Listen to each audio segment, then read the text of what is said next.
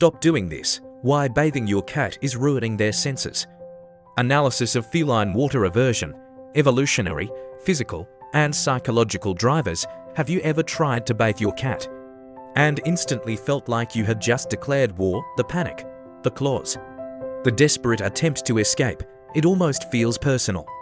But here's the truth.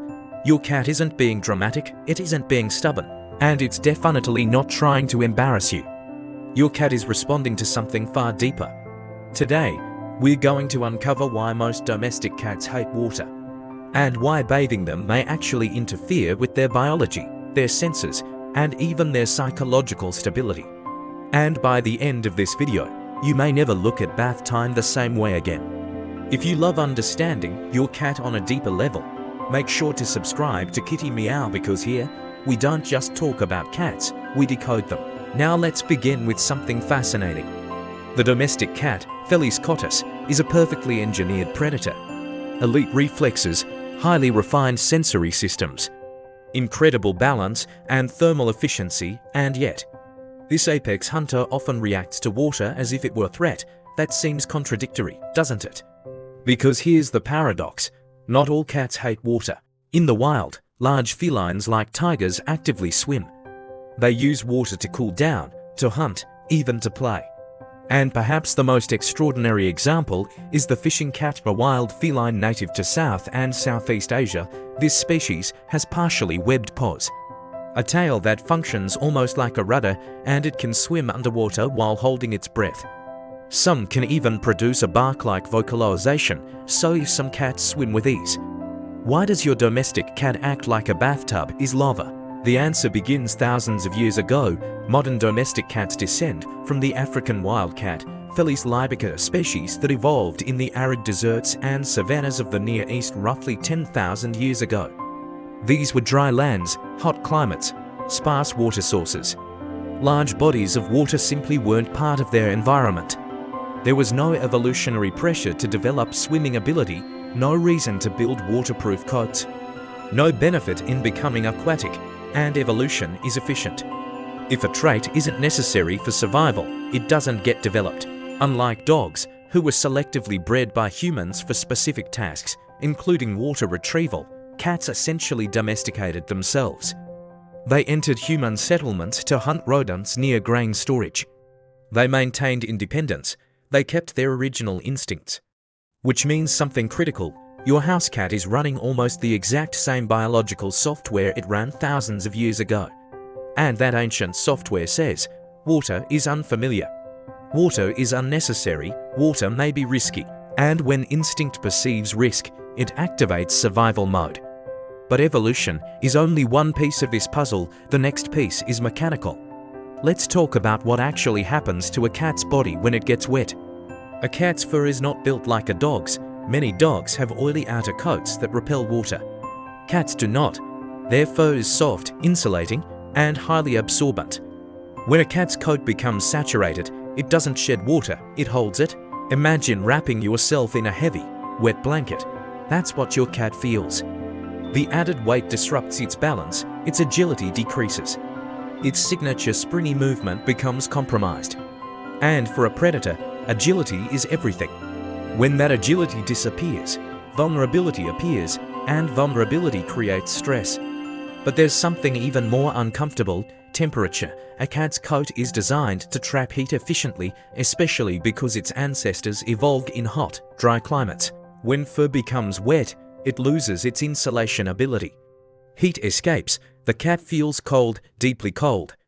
And because their body is optimized for dryness, that cold sensation can feel alarming. From your perspective, it's just bath water. From your cat's perspective, it's a full-body environmental disruption. Now here's where things become even more interesting. Water doesn't just affect your cat physically, it interferes with its senses. And a cat without reliable sensory input feels unsafe. Now let's go deeper, because what truly unsettles a cat in water isn't just the weight or the cold, it's the loss of sensory control. A cat experiences the world through an incredibly refined sensory network. Their whiskers are not just decorative, they are advanced tactile instruments.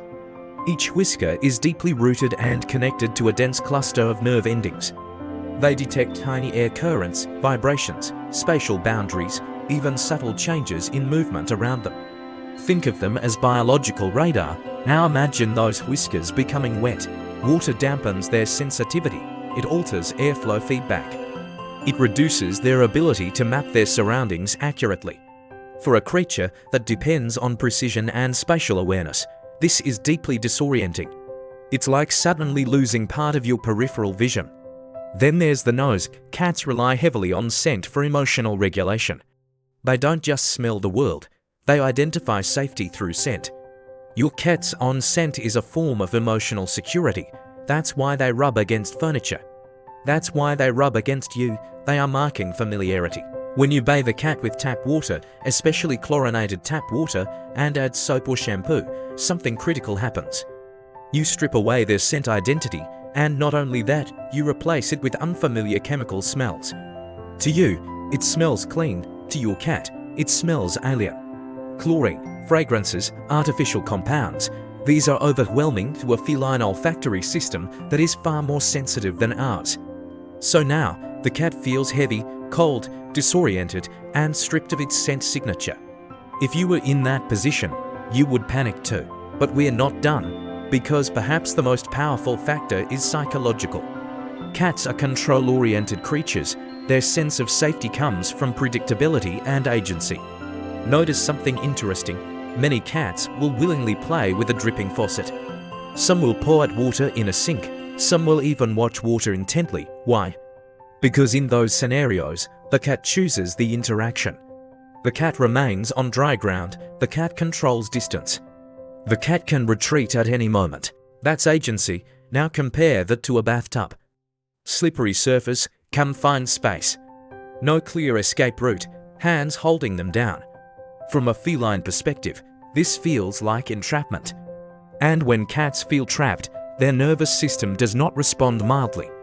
It activates survival mode, fight or flight clause, hissing, desperate attempts to escape. This isn't misbehavior, it's neurological self-preservation. And here's something even more important. Early experiences shape lifelong responses. If a kitten has a traumatic water experience, slipping, choking briefly, being forcibly submerged, that stress response can imprint deeply. The brain associates water with danger. From that point on, the reaction becomes automatic. This is called negative reinforcement encoding. The brain remembers. So when people say, "My cat hates baths for no reason," there usually is a reason.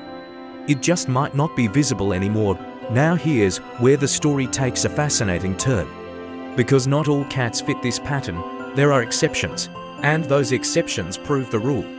Let's talk about breeds that challenge the stereotype. The Maine Coon, for example. Large, powerful, often surprisingly comfortable around water. Historically, they worked as pest controllers on ships. Their coat has a more water-resistant texture than the average domestic cat. Then there's the Turkish fan, often called the swimming cat. This breed possesses unique semi-waterproof coat. Their fur does not become saturated the way most domestic cats' fur does. So they don't experience the heavy wet blanket effect. No dramatic weight penalty. No extreme thermal loss, which means less stress. Bengals also tend to display curiosity toward water. Their wild ancestry influences their confidence. Abyssinians are famously investigative and may explore water simply out of curiosity. Notice the common thread. When the physical discomfort is reduced, when the coat resists saturation, fear decreases. This tells us something powerful. Most domestic cats don't hate water because they are dramatic. They hate water because it interferes with their biological design.